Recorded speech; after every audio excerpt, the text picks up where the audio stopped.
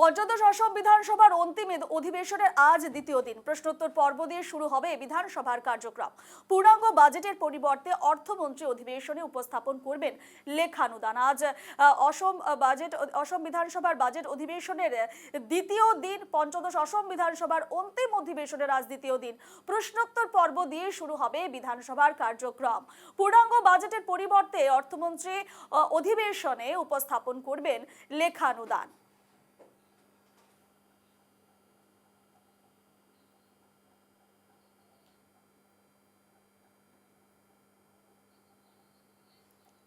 আজ পঞ্চদশ অসম বিধানসভার অন্তিম অধিবেশন এবং অন্তিম অধিবেশনের আজ দ্বিতীয় দিন প্রশ্নোত্তর পর্ব দিয়ে শুরু হবে বিধানসভার কার্যক্রম। কাল আমরা দেখেছি প্রথম দিনের একেবারে শুরুর ভাষণ রাখেন রাজ্যপাল এবং রাজ্যপালের ভাষণের মধ্য দিয়ে অন্তিম অধিবেশন চলতি কার্যকালের অন্তিম অধিবেশন শুরু হয়েছে এবং আজ রয়েছে দ্বিতীয় দিন, অসম বিধানসভার বাজেট অধিবেশনের দ্বিতীয় দিন।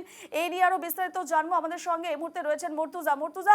পঞ্চদশ অসম বিধানসভার অন্তিম অধিবেশনের আজ দ্বিতীয় দিন, ঠিক কি কি বিষয় আজ উঠতে চলেছে এবং কি জানতে পারছো? কারণ আজ অর্থমন্ত্রী অধিবেশন উপস্থাপন করবেন লেখানুদান, এমনটাই জানা যাচ্ছে। দেখো রূপা, একেবারে আজ অসম বিধানসভার যে বাজেট অধিবেশন, এই যে 4 দিন ধরে চলবে সেই বাজেট অধিবেশন, সেই অধিবেশনের আজ দ্বিতীয় দিন। আজ অর্থমন্ত্রী অজন্তা নেওগ আজ বাজেট পেশ করবেন। অর্থাৎ এই যে 4 মাস, আগন্তুক 4 মাসের জন্য যে বাজেটের লেখানুদান, সেই লেখানুদান পেশ করবেন। অর্থাৎ তার পরবর্তী সময়ে যখন আবার নতুন সরকার গঠন হবে তারপর পূর্ণাঙ্গ বাজেট পেশ করা হবে। কিন্তু এই 4 মাসের জন্য যে অন্তর্বর্তীকালীন বাজেট বলা যায়, সেই অন্তর্বর্তীকালীন বাজেট পেশ হবে। অর্থাৎ সেই বাজেটের লেখানুদান পেশ করবেন অর্থমন্ত্রী অজন্তা নেওগ। ঠিক 11:30টার সাথে সাথে সেই বাজেট পেশ করবেন অসম বিধানসভায়।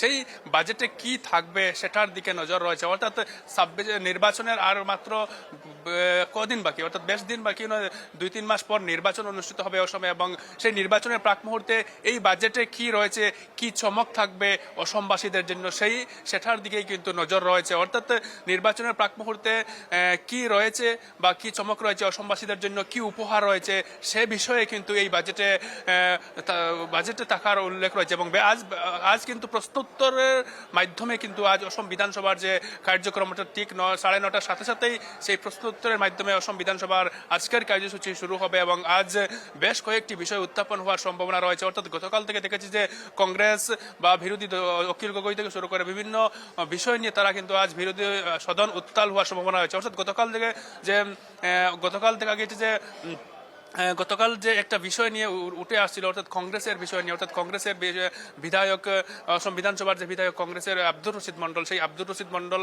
কংগ্রেস ত্যাগ করে উনি রাইজর দলে যোগদান করেছেন। কিন্তু আজ হয়তো বিরোধী দলপতি দেবব্রত শইকিয়া সেই আব্দুর রশিদ মন্ডলের যে বিধায়ক পদ খারিজের জন্য হয়তো বা আবেদন করতে পারেন। সেই বিষয় নিয়ে কিন্তু আজ বিধানসভার ভিতরে বা বাইরে আলোচনা হওয়ার সম্ভাবনা রয়েছে। তারপর যে কাল